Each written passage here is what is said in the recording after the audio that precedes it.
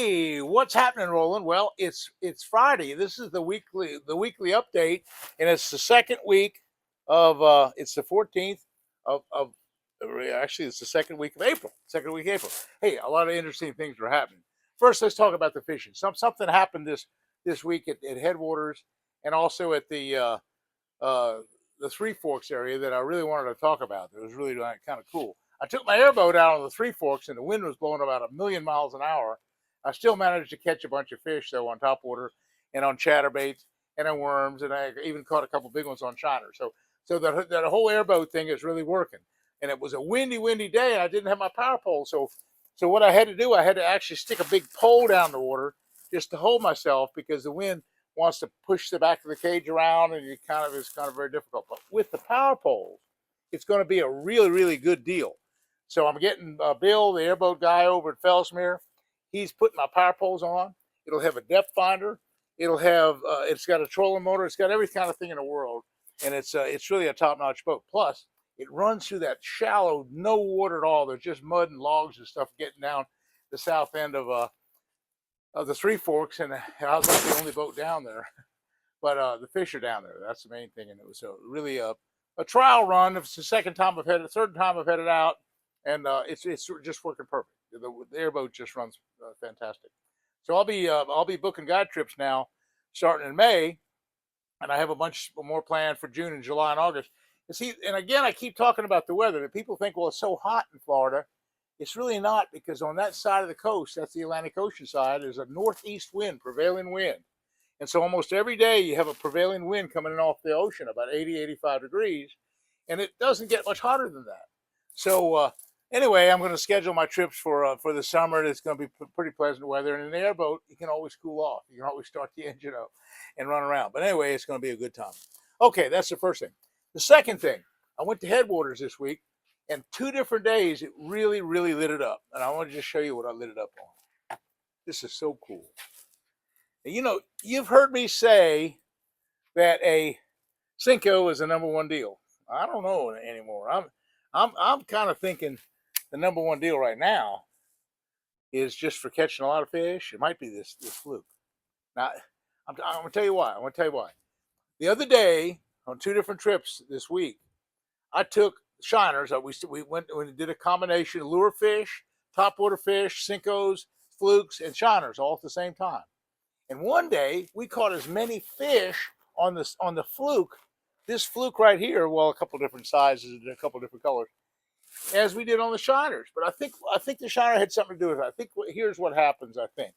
Okay, the water's kind of falling right now a little bit in Headwaters, and some of the fish are concentrating in some of these ditches.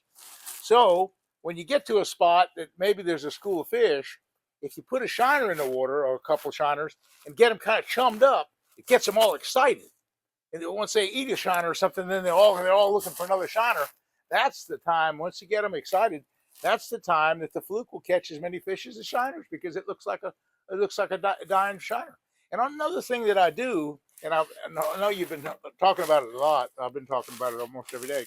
I take a similar spinning rod. Yeah, I have spinning rods on the flukes too. And I'll take a 20 to 30 pound braid, and I'll take a little 2/0, 3/0 little circle hook. That's the regular standard circle hook that's required now at Headwaters. And I'll put a shiner on there, not just any shiner. Half the time I'll put a dead shiner. And here's the thing. I'll put a dead shiner on there, and I throw it out in this 10-foot water, say in a canal, and I'll just make a little short cast. Sometimes I'd flip it just a little ways. I just flip it out there like this, and I watch my line. Half the time, the thing's going like this, real slow. It's just going down. It's real slow like this. Half the time, the fish just bite it as it's sinking like that. Boom. And so you can do the same thing, almost the same approach is this fluke, because the fluke kind of looks like a shiner, and with just that little bitty hook on there, you do the same thing. You just flip it out there. You don't have to go too far from the boat, just out in the middle of the channel, and just let it sink. Not only that, but I was helping some clients 2 different times. I was helping clients, and I'd be fooling with the fluke, and I'd lay the fluke down on the boat like this, and the fluke would be laying in the water just like this right here, and the fluke was down in the water just a foot or 2, and I'd be getting the net, and all of a sudden a bass would come up, and eat this thing. You can see them sometimes and eat the shiner. And I just barely got the rod in time. I mean, a couple times it just all but pulled the rod in the water. And it doesn't take a real big bass to do that. You can take a 1 or 2 pound bass and pull this rod right out of the boat. So that's kind of what happened there. Now, the other thing that happened that I really felt good about was one day I had 3 guys in the boat. And fortunately for me, I asked them all this. I said, what's your personal best? What's the biggest bass you've ever caught? One guy had caught 1.5 something. Well, he caught a 6 that day. The woman had, his wife had caught bass in the 4.5 pound class. She caught 2 7 3/4 pound bass, which were really almost trophy catch bass. And then the guy, he had caught some bass in the 6 pound class. He caught a 7 pound bass. So as it turned out, everybody in the boat caught their personal best, and that's really cool. Through all 3 people. And yesterday, I had a similar situation.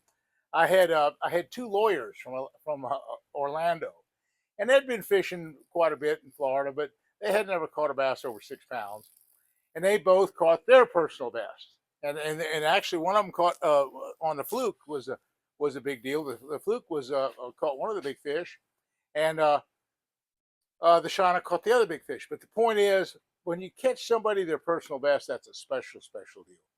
And what I do, I mean, I try to document it as best I can. I got my iPhone, and I take real good pictures of the fish.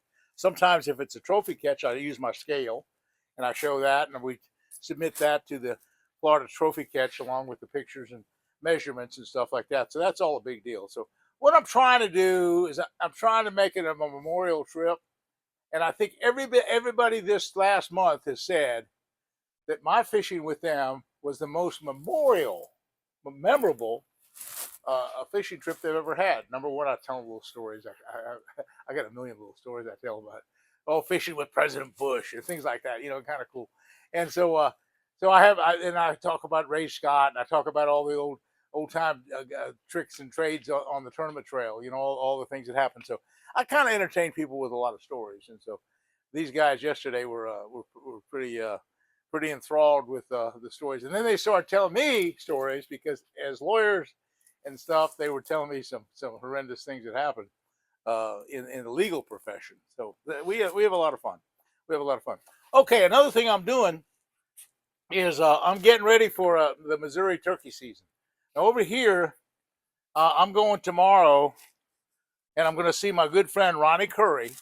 He's a college roommate of Johnny Morris, and Johnny, I'm hoping to hunt with Johnny as well. I got my motorized turkey decoys that I'll be taking with me. I got you've seen my little 410 shotguns that I got. I got that whole big deal. Got my shotguns ready. I got, a little 410. And then, of course, I got my own turkey calls. Now, you've seen me make the little butternut calls. And what I do also, I'd make one for myself. And this is the waterproof model, and I camouflage it. And I put this special epoxy on there. And I don't sell these. These are too hard to make. But the thing is, I can wet this. And normally, you don't do that. When you wet a call, that usually messes it all up. Listen to this. Doesn't mess this up. That epoxy, it can be wet, it can be raining, it can be any kind of weather, and my epoxy waterproof call works all the time. So anyway, I'm getting ready for that whole deal. Okay, I got some new sound equipment for my little GoPro cameras. That's really cool. I got a double sound systems, and I kind of record it most. That's the other thing I try to do when I take a fishing trip. I'll try to record everything. And it's like a big deal to make YouTube videos in the process, and that's what we're kind of doing right now. Well, we've caught a lot of big bass this week. Airboat's running fine. Turkey season's coming up. I can hardly wait. And one last little thing, I want to do a prayer for my stepson, Rich. He's in the hospital right now doing open heart surgery, and I think it's going to be all right. We're praying and hoping everything's fine. He's in the best hands in the world in Naples, Florida, having his operation as we speak. So that's kind of a concern of mine right now, and I hope everything works out well for that. Okay, folks. Hey, thanks for watching. Hit the subscribe button. Everybody loves to hit when you hit the subscribe and hit the likes. Do that, please. We'll see you again soon, and thanks for watching.